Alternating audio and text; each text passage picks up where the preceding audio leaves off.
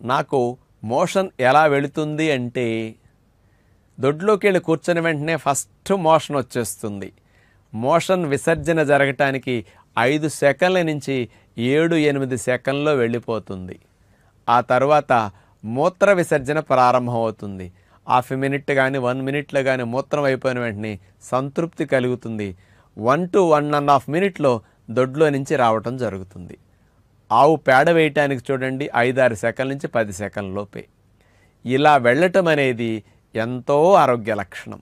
నేను ఇలా సుఖంగా మోషన్ 5 సెకండ్లు 10 సెకండ్లో వెళ్ళటానికి 1.5 లీటర్న్నర నీళ్లు త్రాగుతాను. ఆ తర్వాత మనసుని పొట్టాప్రేగుల మీద పెట్టి కదలికలు బాగా వచ్చేటట్టు చేసి మోషన్ అంతా మలద్వారం దగ్గరకు జరిగి బాగా ఒత్తిడి పెరిగి అర్జెంట్ అనిపించినప్పుడు దొడ్లోకి వెళతాను. ఒక కుప్పలాగా పెద్ద మోషన్ ఒక్క ఇన్స్టాల్మెంట్లో సులభంగా వెళ్ళిపోతుంది.